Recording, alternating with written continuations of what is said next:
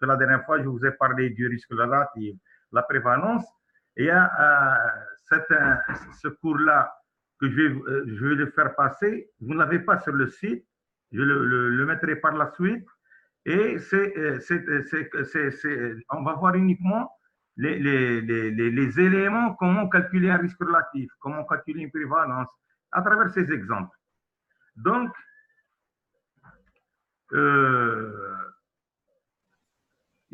concernant je vais vous poser certaines questions et essayer de répondre.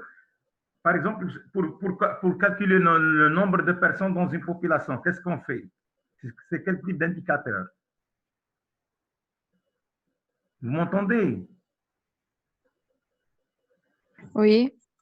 Quel est l'indicateur qu'on doit calculer et qu'on doit calculer pour déterminer le nombre de personnes atteintes dans une population? La prévalence? C'est la prévalence. Donc, la prévalence, c'est déterminer le nombre de malades dans une population ou dans un échantillon. C'est la prévalence. Pour déterminer, donc, la prévalence, pourquoi c'est une prévalence? Parce qu'on va voir les anciens malades et les nouveaux malades. C'est pourquoi on appelle prévalence. C'est les anciens malades plus les nouveaux malades. Pour calculer le nombre de cas, les nouveaux malades, quel est l'indicateur qui détermine les nouveaux malades? L'incidence. L'incidence. L'incidence. L'incidence. Vous l'avez en face de vous, en fin de compte. Vous voyez le diapo là? Oui. D'accord. En fin de compte, pour le calcul des facteurs de risque, quels sont les indicateurs qu'on va calculer? Les risques relatifs Hein? et l'autre ratio. L'autre ratio. Oui. L'autre ratio, le risque relatif, c'est pour dire, il détermine la force de la causalité. Et par contre, l'impact, je n'ai pas parlé de l'impact, je parlerai le risque attribuable, qu'on appelle aussi la différence du risque. Et le risque attribuable, c'est le taux, au lieu, le facteur comment dirais-je? Le risque relatif, c'est le taux chez les exposés sur le taux chez les non-exposés. Le risque attribuable, c'est le taux chez les exposés moins le taux chez les exposés. On le verra. D'accord? Donc, oui. Mais pour déterminer la force de l'association, c'est le risque relatif. En matière d'efficacité des traitements, ce sont les essais thérapeutiques. Pour voir la qualité des diagnostics, par exemple actuellement pour le coronavirus, c'est le RT-PCR. C'est celui de la gorge là. C'est un test plus spécifique que sensible. Par contre, on peut aussi faire appel au test sérologique. Il y a les facteurs pronostiques on verra par le pronostic, c'est-à-dire c'est déterminer quelle est la létalité de la pathologie, etc. Donc, c'est de manière globale. Maintenant, le taux de prévalence. Voilà, vous avez la prévalence en face de vous. C'est le nombre de malades sur l'effectif total. D'accord? Vous voyez, là, vous êtes en train de voir la formule. Oui. Oui. Elle est complète ou incomplète? Incomplète. Complète. Manque de période. Hein?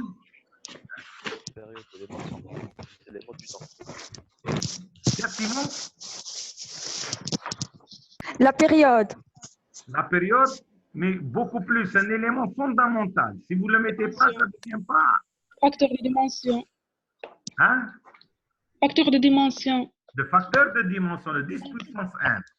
C'est-à-dire multiplié par 100, par 1000. Si vous multipliez pas, si vous faites pas, vous mettez pas le facteur de dimension, vous allez avoir un chiffre absolu.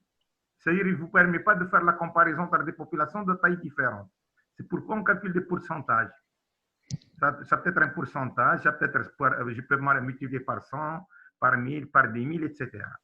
Et comme je vous ai dit la dernière fois, c'est à vous de choisir en fonction de la taille de votre population. Si l'effectif, cet effectif-là, est important, par exemple, c'est des millions, je vais multiplier par 100 000.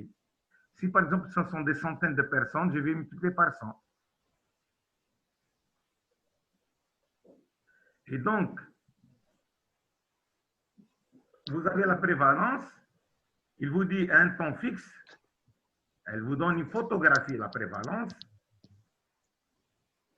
Moi, c'est pour vous montrer, à travers ce cours seulement, c'est pour vous montrer comment calculer les indicateurs. C'est tout. Donc, c'est pourquoi je fais passer certains diapos.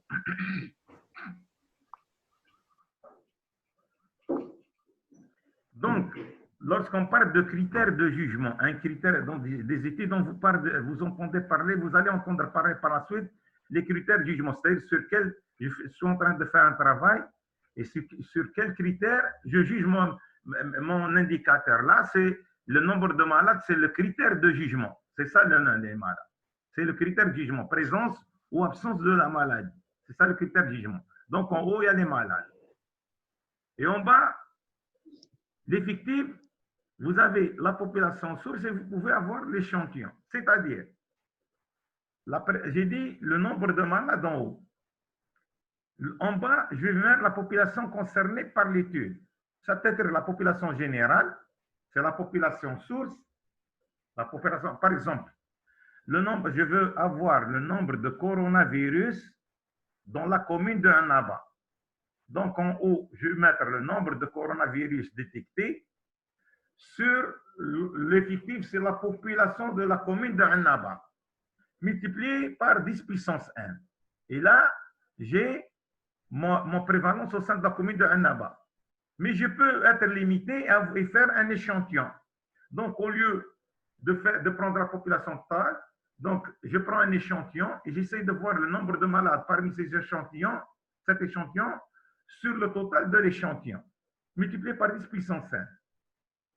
Et comme vous l'observez, ce qui se trouve au numérateur, d'accord, ce qui se trouve au numérateur se trouve au dénominateur. Ça, par exemple, là, vous avez 15 malades, et là, vous avez toute la population, même les 15 malades sont comptabilisés dans l'effectif total. Seulement, c'est pour comprendre c'est quoi une population source. Une population source, c'est la population concernée par l'étude. Mais à partir de cette population source, je peux retirer un échantillon. Donc, c'est pour extrapoler. Par exemple, je veux faire un travail sur la tuberculose au niveau de la commune de Annaba. Et à travers, ce sont les malades hospitalisés au CHU de Annaba. Donc, en haut, je vais mettre les malades qui font une tuberculose hospitalisés au CHU de Annaba. Ou bien, quel type de malade? Ou bien, je vais mettre tous les malades hospitalisés ou non? Sur le total de la commune de Annaba. Vous m'entendez? Oui. Le nombre de malades en haut. Quels sont les tuberculeux que je vais prendre en haut?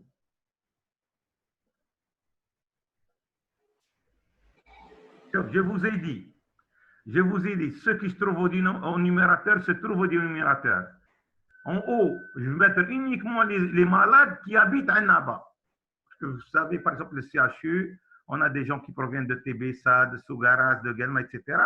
Donc, en haut, je mets uniquement les malades qui habitent à Annaba. Et en bas, je vais mettre la population d'Annaba, multipliée par 10 puissance 1.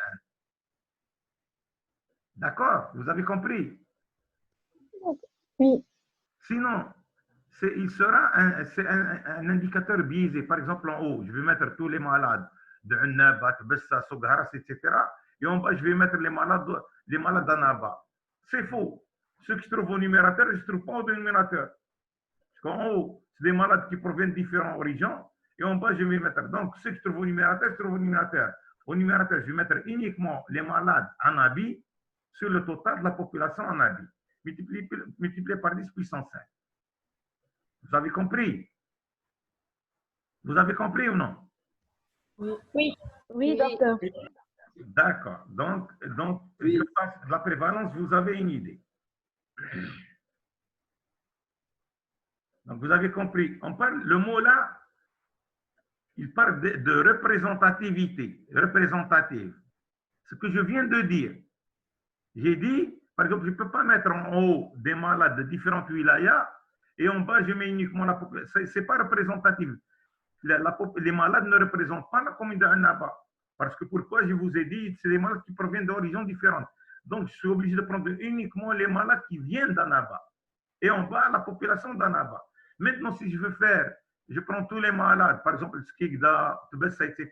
À ce moment-là, je peux au numérateur, pardon, au dénominateur, je vais mettre toute la population des wilayas limitrophes. Ça, c'est le mot représentativité, pour dire il est représentatif ou il n'est pas représentatif.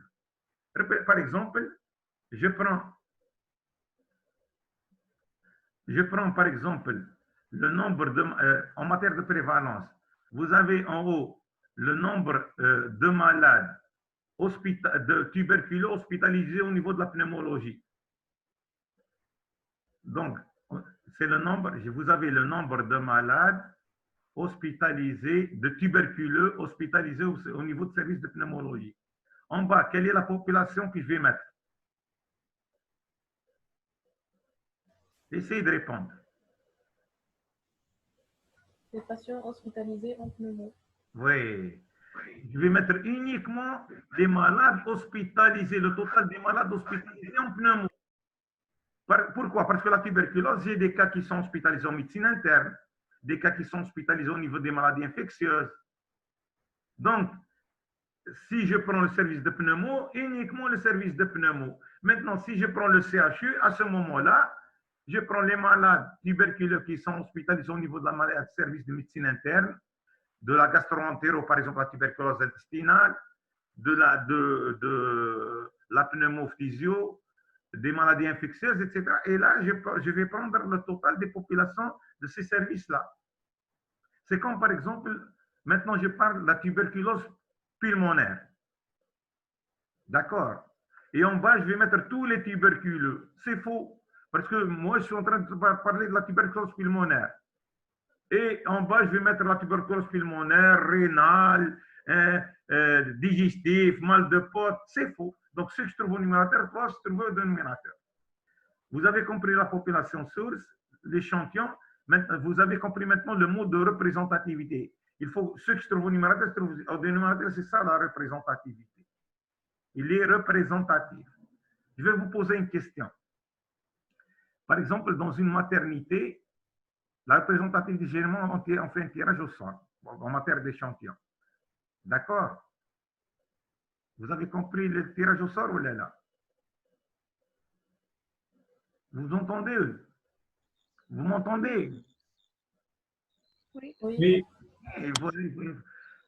Par exemple, un tirage au sort, c'est donner la chance à tout le monde d'être tiré au sort. C'est le plan statistique.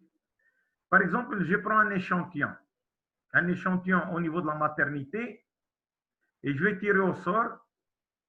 Parmi cet échantillon, je vais trouver, en tirant au sort, je vais trouver j'ai décidé de faire un échantillon de 20 personnes. En faisant mon tirage au sort, je vais avoir 20 filles. Est-ce que l'échantillon est représentatif ou n'est pas représentatif?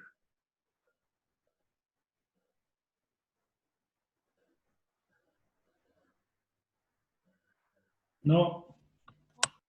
Non, pourquoi? Le nombre doit être supérieur à 30 normalement.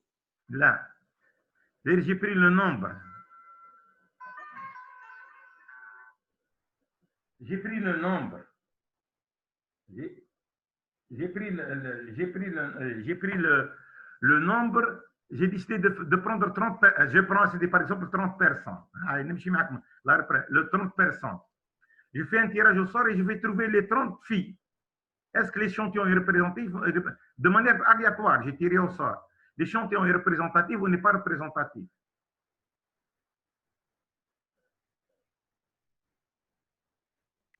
Oui, il est représentatif Il est, sur le plan statistique, il est représentatif parce que j'ai tiré au sort. parce que c'est au hasard. Ah, j'ai pris au hasard. Mais réellement ça ne va pas se passer de cette manière. Réellement, ça ne va pas se passer de cette manière. La loi de Mendel, elle va être respectée. Mais, par exemple, supposons, c'est pour vous dire que lorsqu'on tire au sort, c'est représentatif. Mais généralement, parce que j'ai tiré au sort, mais réellement, je ne vais pas trouver toutes les filles, je vais trouver aussi bien des filles que des garçons. Donc, vous avez compris le mot, parce qu'on le verra dans la causalité, le cours causalité. On le verra par la suite. Par exemple, un exemple du calcul de la prévalence. On a essayé de voir la prévalence de l'hépatite A chez les sujets VIH positifs, c'est-à-dire les gens qui sont SIDA VIH positif. On a essayé de voir l'apparition de l'hépatite A chez ce type de personnes. Vous savez que les gens à VIH positif sont immunodéprimés. Et donc, on a essayé on a pris un échantillon uniquement des personnes VIH positives et qu'on a suivi durant qu'on a fait sur 7 mois, et on a essayé de voir la présence ou l'absence de l'hépatite A. Donc, prévalence d'hépatite A chez des sujets VIH positifs durant 7 mois, le recueil de tous les patients VIH positifs d'un hôpital. Et on a essayé de voir par la représentation. Là, vous avez les VIH positifs chez lesquels vous avez l'hépatite A. Vous avez 77 hommes et 35 femmes. Donc, 112 malades. Chez les VIH positifs, chez lesquels on n'a pas trouvé d'hépatite A, on a 32 hommes et 10 femmes, soit 42 personnes. Au total, j'ai 154 personnes, pardon. Donc, le pourcentage, comment vous allez le calculer? Quelle est la prévalence de l'hépatite A chez cette population-là?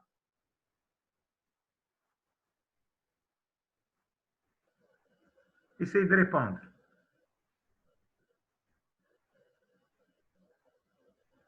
Vous suivez? Vous suivez? Oui. Là, vous me dites oui parce que je ne vois pas, parce que la salle, je n'ai pas le nom. Donc, c'est le seul moyen de savoir si vous suivez ou non, s'il n'y a pas de coupure, c'est de me répondre oui. Donc, quelle est la prévalence ici? Elle est de 73%. Comment on l'a calculée? 102 sur 100. Hein? Le nombre de malades sur le nombre de patients. Et comment? Vous avez le tableau en face de vous ou non? 112 sur 112 les hommes et les femmes sur le total de la population, sur le 154. Oui, donc 112 sur 154 multiplié par 100. Vous trouvez 73%. Et donc, et les 78%, ça représente quoi?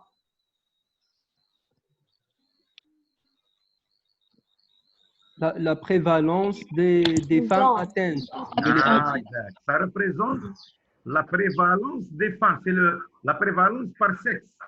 Donc, ça représente les femmes. Donc, c'est 35 sur 45.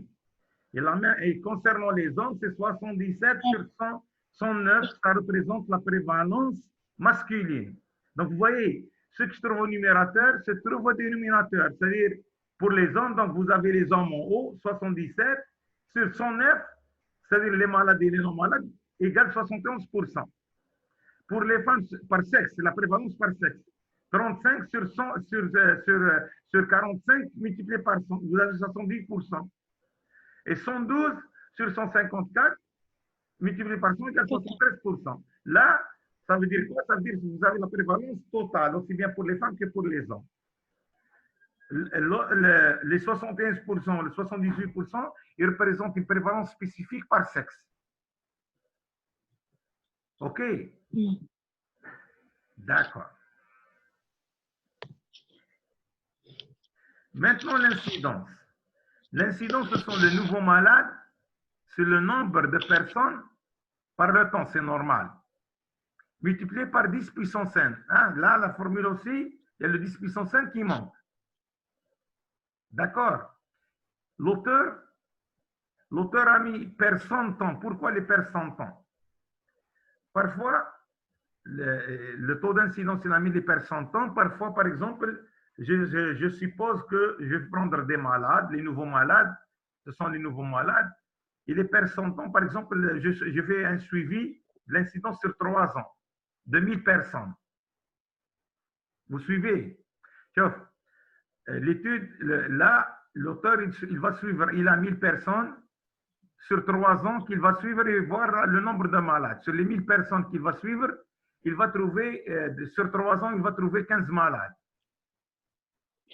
Donnez-moi le nombre, la formule par chiffre. Instable. Nouveau cas, 100%. Les nouveaux cas, c'est 15 malades. Et il va suivre 1000 malades sur 3 ans. Parmi les 1000 malades sur 3 ans, il va avoir 15 malades. Donc, en haut, ce sont les nouveaux malades, 15 malades. Et en bas. Sur 1000 fois 100, 500 000. 1000. 15 par 1000. 15 sur 1000 multiplié par 100. Oui. Hein? Il les a suivis sur 3 ans.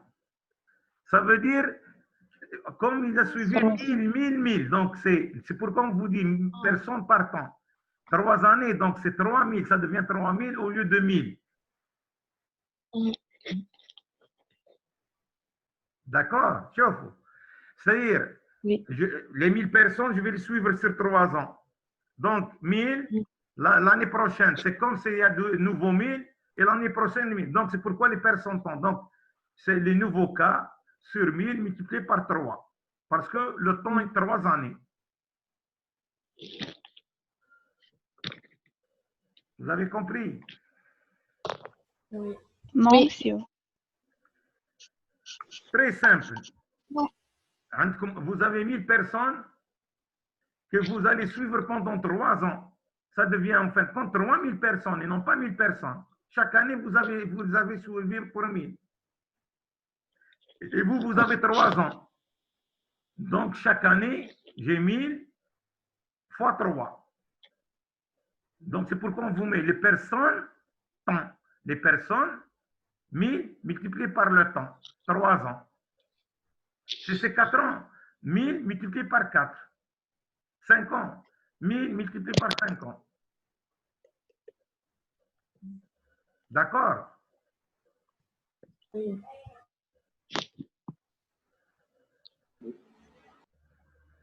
D'accord, right. On passe.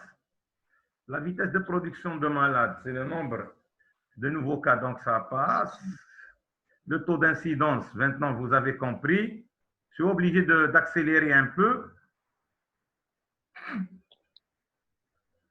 Taux d'incidence, donc c'est clair, la population source non malade, vous comprenez. On le verra à travers les exercices par la suite lorsque vous rentrez au cours de votre rentrée universitaire le mois d'août. Maintenant, le risque relatif.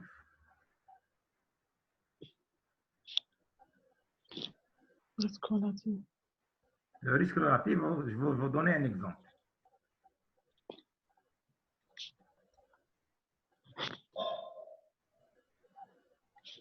Là, c'est des exemples de l'incidence.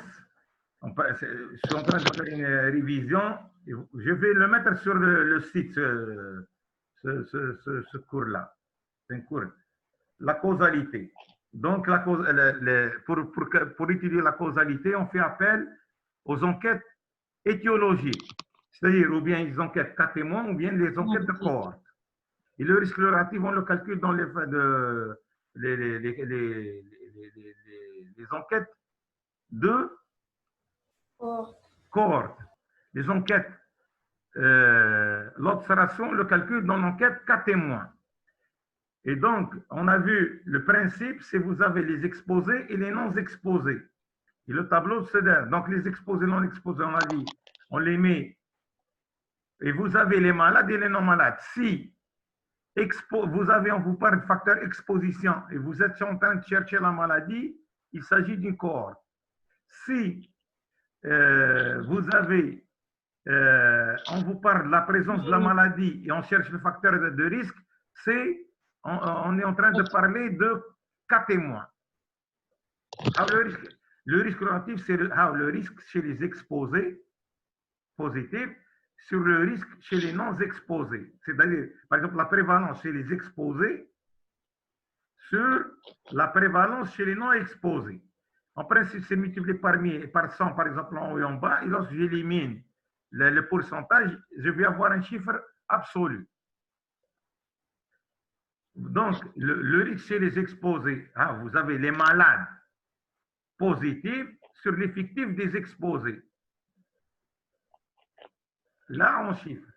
Et les malades chez les non exposés sur le total des non exposés. C'est ça le risque relatif. Et le risque relatif, il vous montre, il vous donne l'information sur l'association, sur l'importance de l'association. Plus il est important, plus l'association est forte. Le risque chez les exposés, sur les risques non exposés, on le voit, les critères de jugement. Donc, je passe et vous avez le tableau. Quel protocole?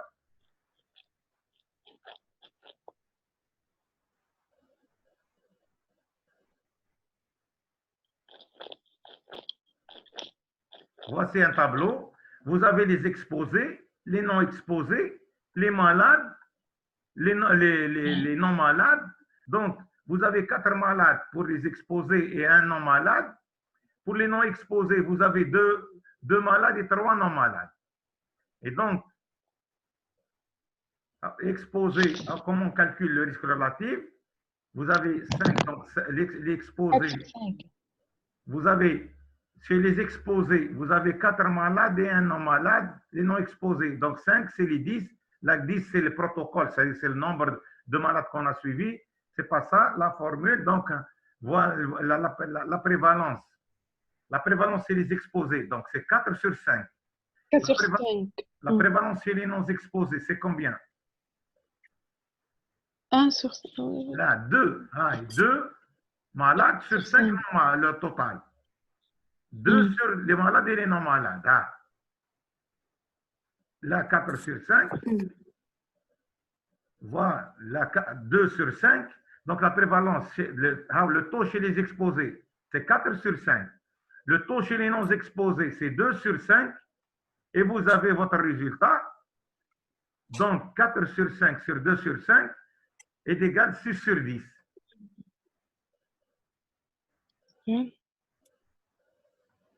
Le total, c'est 6 sur 10. 4 et 2 sur 10.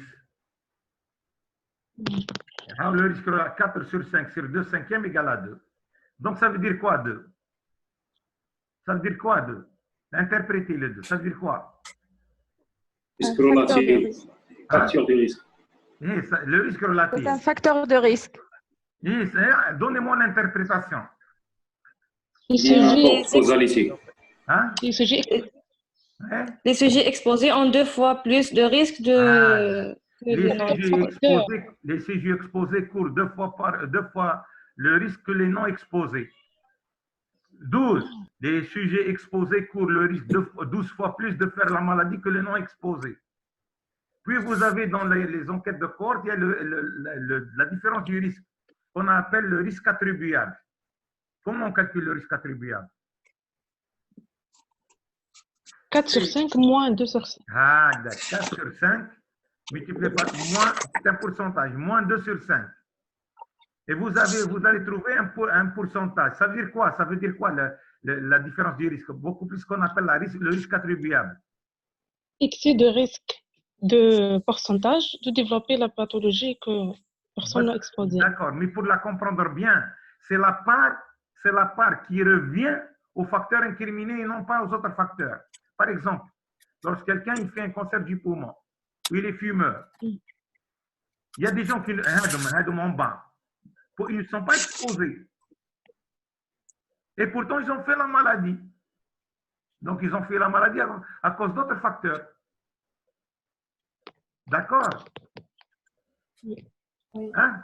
Donc, c'est ça la part du risque. En fin de compte, vous avez parmi ces malades, les 4 sur 5, il y a 2 sur 5 qui ont fait la maladie, non pas à cause du facteur étudié, mais à cause d'un autre facteur.